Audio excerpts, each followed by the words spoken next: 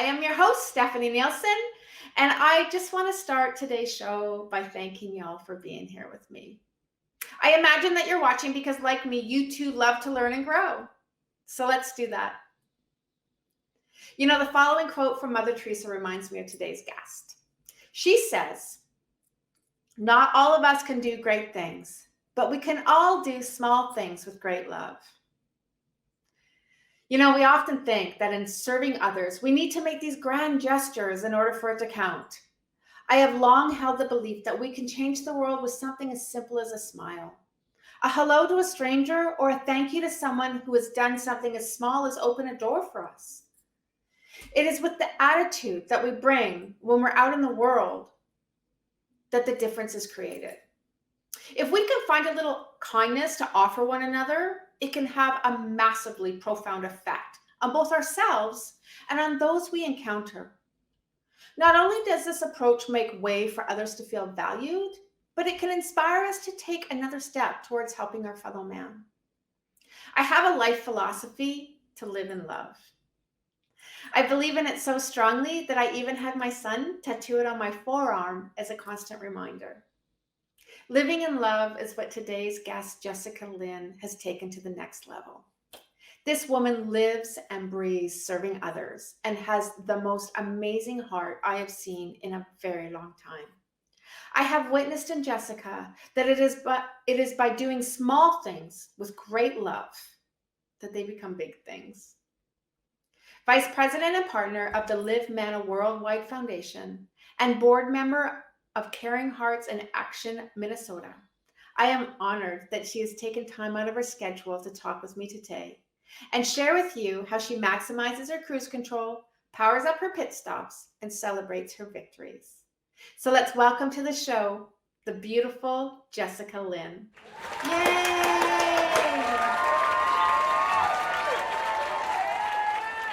Hello, Jessica. Thank you so much for joining us today. It's so great to have you on the show.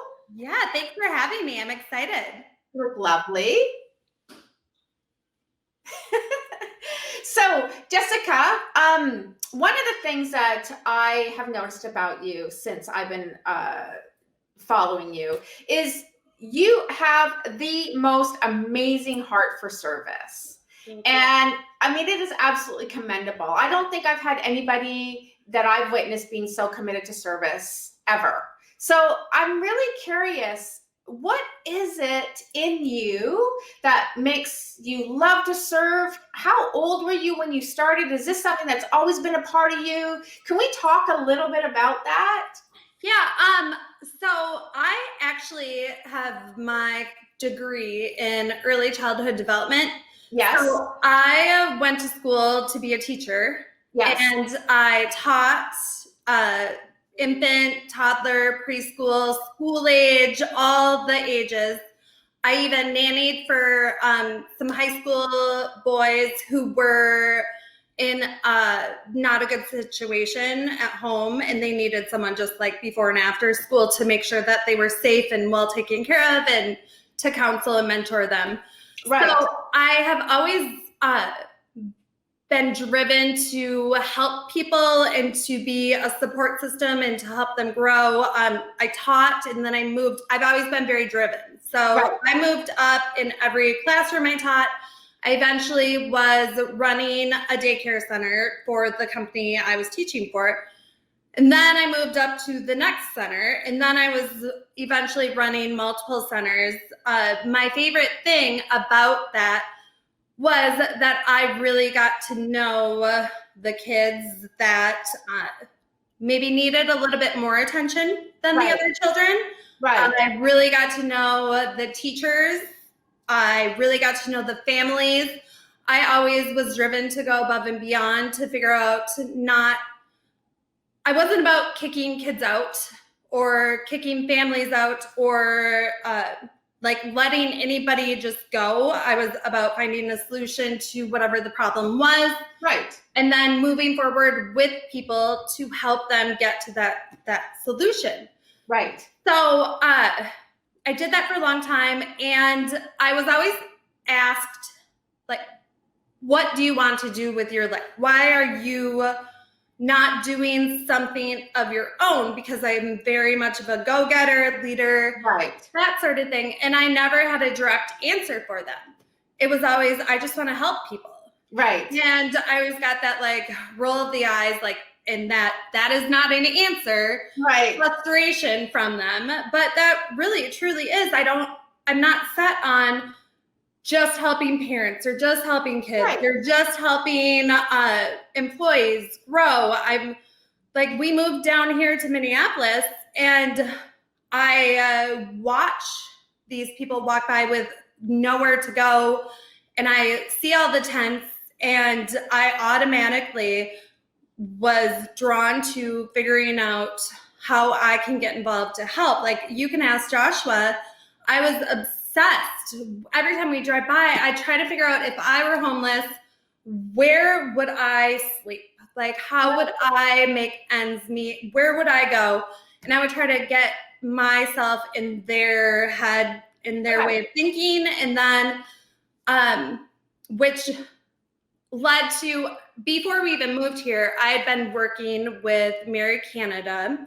She's the founder of Caring Hearts in Action in Farmington. I would volunteer my time. I have my own marketing company as well. Yes. And I would market all of her events. I would go to them. Later on in time, her and I worked together to tie the two foundations of Live Mana Worldwide and Caring Hearts in Action together, because you can accomplish a lot more together than you can on your own. Absolutely. I agree with that 100%. 100%. Yeah. And I just want to say, I love the questions that you asked. I really believe that to find a solution for anything, we need to ask questions. It doesn't matter what it is that we're looking at. Everything is based on the quality of the questions that were asked, right? Yeah.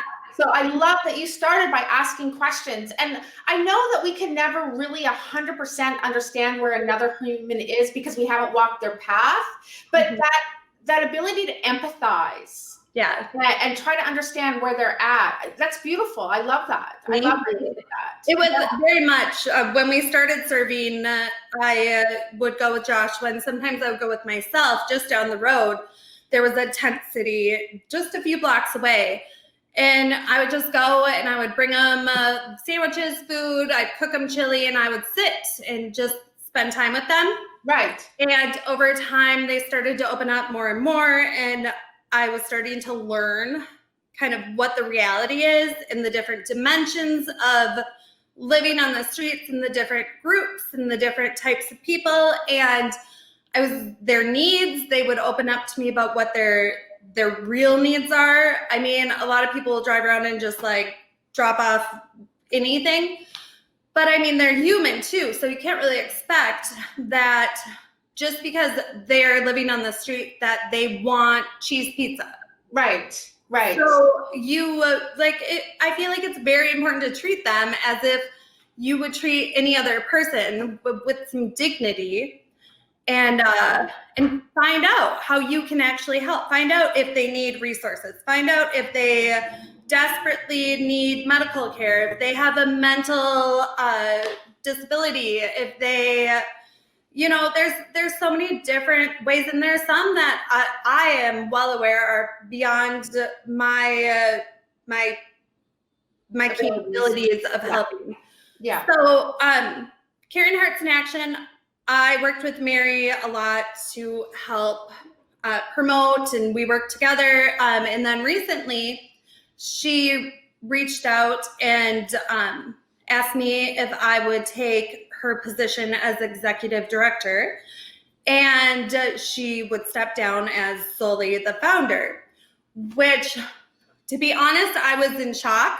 I was in shock for the reason that, like, who just gives someone something that they had been working on for years, that was established, that was their dream, that was their everything, and who gives it to me? Like, Mary and I worked together, but we've only known each other for the past year or so. Right. So it was shocking. Plus, there's a hidden thing that happened the night before she had brought it up. I actually was praying for a foundation solely based on the homeless and hunger and solving all of that, because Live Mana Worldwide Foundation is amazing, but its sole focus is different than Karen Texas. Yes. And it's also, Joshua is the talent. Yes. For Live Mana. He is the most amazing speaker. He is the best counselor. He is a freaking genius when it comes to technology. Yes. And I am more of a in-person type of worker. Like you want to be hands-on with the people. Yes, I need a physical connection with people. Yes. Hence why I would go hang out with homeless people down the road, and why I worked with kids and all that. So when she gave it to me, I was shocked, and I took maybe a week, and I thought about it for a while, and then I brought it up again, and it's been amazing. It's all God. God put us together. God has spoken through her and I. We have the exact same vision, and now he is putting all the pieces together quicker than any human could do on their own. It's amazing, isn't it? Absolutely amazing. But you know what, Jessica, I just have to say, there's nobody more deserving. I mean, I've seen all the stuff that you've been doing, and I, like I said, you have the most amazing heart. Thank you. Now, I have a question for you that will definitely help me, and I'm sure it will help some of our viewers as well. You know, unfortunately, we have this preconceived idea of who's homeless and what kind of people are homeless. Can you give something to your fellow humans that can give us something that we can maybe have a different perspective, or what we can do differently when we are looking at somebody who may be homeless? Yeah, and I mean, it's not anyone's fault with the assumption of who they feel. You are what environment you are brought up in, right, and who you are influenced by. So if you're not out there in the world talking and walking with people of different lives, you can't really know who they are, what they're going through. Right. Joshua and I will walk down the mall area where there's a lot of poverty, and there's also a lot of violence and different things going on. And we'll hand things out, and he'll walk past someone because they don't look homeless, but then I'll walk behind him and offer them a sandwich, and they'll take it. Like, you never know. And it could be anyone from, it could be the basic assumption of someone who's on drugs. Right. They have just lost it all. And they might be someone on drugs that isn't ready to move on, or they might be someone on drugs that has some sort of mental illness and they need some help. You never really know. And I think it's unfair to assume that you should just give up on people. Agreed. But you also need to be aware of your own safety and what you're capable of helping with and what your resources are. Right. Which is why we do a lot of connecting and networking with other nonprofits and people with the same purpose as us. There's also a friend of ours he's now a friend of ours. He lived at the camp down the road. They were forced to move. Yes. And he and I and Joshua all kept in touch this whole time. He has been homeless for years, and he is probably about 65. He's got a broken ankle. He has more muscle mass than Joshua does. Wow. But he's been working this whole time. He has a job. Right. So there's services that are offered without asking, without getting to know what their needs are. So he's been offered places that they're shipping homeless people in other cities.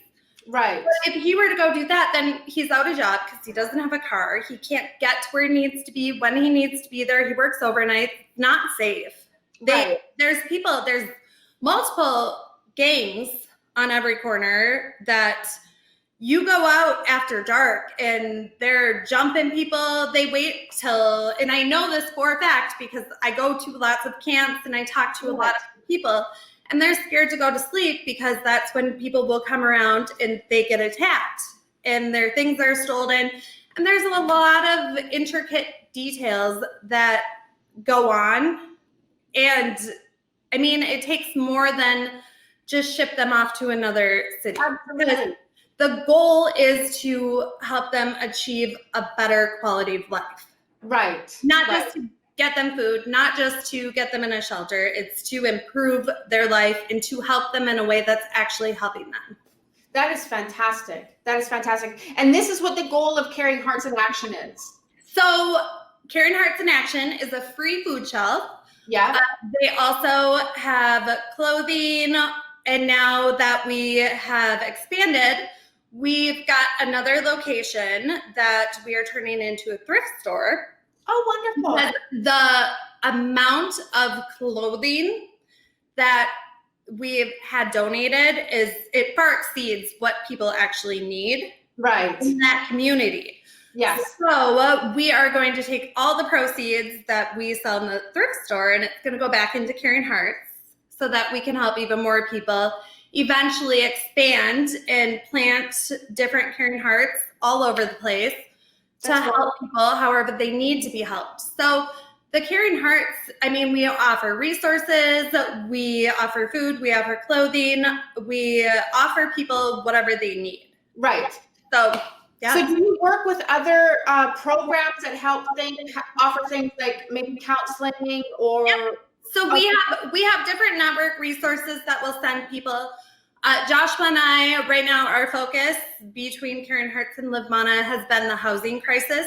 Yes. We have been networking with different organizations to see where we can fit in, if it's tiny houses, if it's, there's been talk about buildings being given to nonprofits to start up rehabilitation services.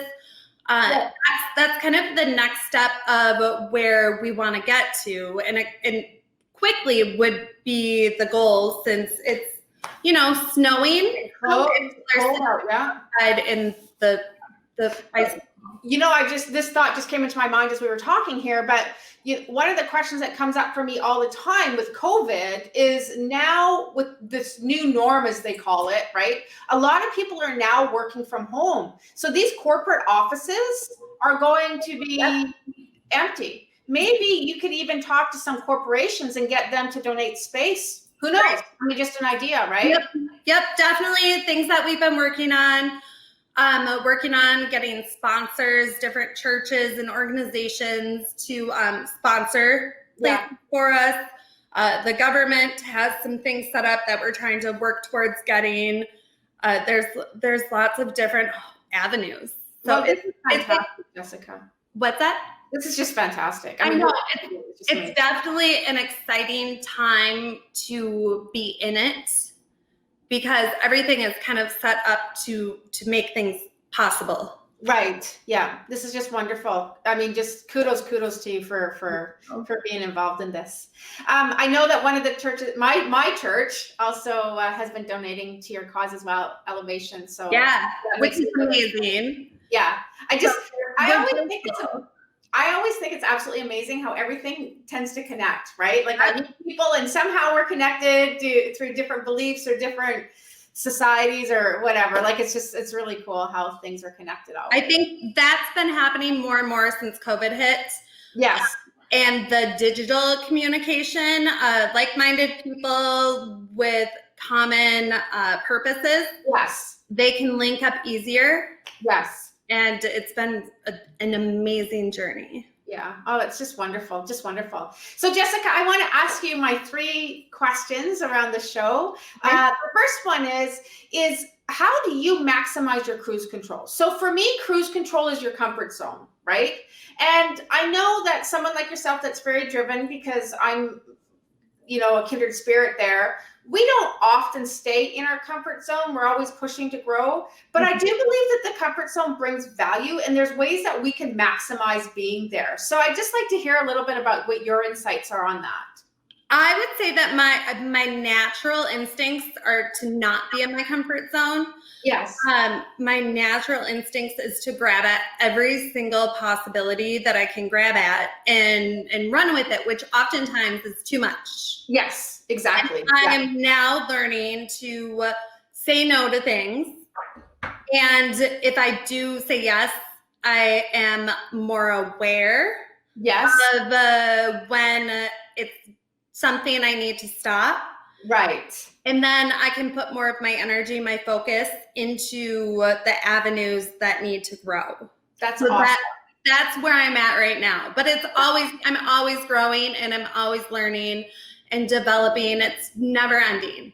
But you know what? I think that you make a really, really good point, because oftentimes people like us, we do say yes to too many things, right? And then we're overwhelmed and we can't really do greatness in all of it. So I think having that awareness and being able to recognize what we are saying yes to, what that entails, and making a real commitment to it,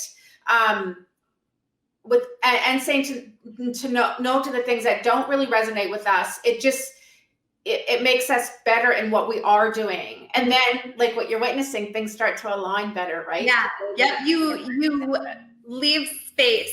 Yes. For all of the things that God has planned for you instead of filling it with the extras. Yes, I agree with you. So that being said, so how do you power up your pit stops? And what I mean when I ask that question is, those areas of growth that we come across that we're not choosing, when we get a flat tire or we're taken off course for whatever reason, how do you get out of those as quickly as possible nowadays? I know for myself, I go through them a lot quicker. I don't stay stuck as long as I used to, because of my personal growth and my learning, right? But how do you get out of them quicker? I would say just like breathing and realizing that there's no reason to worry. Everything will come about the way it's supposed to come about, and just keeping focused on what I'm supposed to be doing. And then everything falls into place. And Joshua we're literally like so in tune and aligned that together we can see things that the other person can't see. Oh, that's fantastic. So that helps too. Oh, for sure. Having a support system like that is definitely helpful. For sure. Yeah, that's awesome. Okay, so my last question for you, and maybe we can even tie it into your new involvement with Caring Hearts as your executive director. How do you celebrate your victories? Because I really believe that when we celebrate our victories, we're anchoring ourselves at that new place. Yeah. I feel like every day literally is a celebration. I feel like with what we're doing, something amazing happens every day. And my way of celebrating and keeping grounded and keeping things good has really become just quality time with my kids and with my family and with Joshua. It's taking a step back and making sure that everything is good and golden at home. So my celebration really is just like being loved by my loved ones. That's wonderful. I love that. I was going to bring into the interview that you have two of the most beautiful little girls. Thank you. They're my everything. Yes. They are amazing and brilliant and so special. And you were such an amazing role model to them. Like, you must be so proud of yourself. It's very important to me that they see things the way I see them, and they see the good in people, and they want to grow into people that do good in the world. So yeah, no, I work really hard to make sure. And sometimes I don't see that it's working, and the time will go by, and then all of a sudden they'll do something where I'm like, yeah, I taught you that. And then it's all worth it. And then I know that I'm doing it. I'm doing a good job. Yeah. It's funny because I have two sons that I raised. They're older now. But that was always my vision. I always said, I just want to raise boys that are going to go out into the world and be good humans, right? And while you're in the ditches, sometimes you're wondering if that's actually happening. But I look at them now. My oldest boy just turned 26 yesterday, and my little one is going to be 22 in December. They're beautiful. They're beautiful. I'm so proud of the young men that they are. So I think that's wonderful that this is your focus too. It wasn't, my focus was never about that they had to be this or that, or they just had to be good people. Mm-hmm. And then they can decide what they want to do with that. Yes. Yeah. And, just as a parenting note, I think that parents don't recognize often that yes, there are children, but we don't own them. We're there to guide them. They're going to be their own little humans, right? And the more that we can allow them to be themselves and discover who they are and who they are going to be and guide them with the right tools. Yep. They just 100%. That's exactly how my mom raised me. Yeah. And she let me learn things on my own, but then she taught by example. Yes. So. And that is so important. Absolutely. 100%. I agree with that for sure. Yeah. For sure. So Jessica, if people wanted to find you, could they do that? So you can find me all over social media, Jessica Linn on Facebook. I'm on there all the time. The livemonoworldwide.org, Caring Hearts in Action, mn.org. And follow and like and donate to both organizations. We put all of our heart, souls, and work into just helping people that don't have the resources and the things they need to sustain a quality way of living. Well, you were just amazing. Just amazing. Such a beautiful, beautiful heart. Yeah. Jessica, I've loved having you on the show. So I really appreciate you turning in with us today. And I want to keep in touch and see what you guys are up to. And 100%. We would love to do a joint one next time, I think would be fun. I think that would be wonderful. I would really, really love that. So for all of our viewers, keep an eye out for that and for some of our other episodes. And Jessica, thank you so, so, so much for being on the show with me. Thank you. Go out there and have a great day. All right. All right. Ciao, ciao. Isn't she absolutely lovely? Jessica has the biggest heart. And Caring Hearts in Action are so lucky to have her on their board of directors. I think Jessica is going to do some amazing things. So again, Jessica, thank you so much for being on the show today. For all you learners out there, I just want to let you know that I'm hosting a workshop on the 15 Laws of Invaluable Growth this November. And if you're interested, I invite you to jump onto a 1-hour free teaching call where I'll tell you all about it. Just send me an email at stephanie.nielsen.ca@gmail.com with the words teaching call in the subject line, and I'll send you all the details. If you're interested in learning more about what I'm up to, you can check out my website at www.stephanienielsen.ca. Or you can follow me on both Insta and Facebook at stephanienielsen.ca. Like to keep it simple. Anyways, well, I think that's it for today. Thank you so much for watching. I really appreciate you tuning in. So until the next lap, ciao, ciao.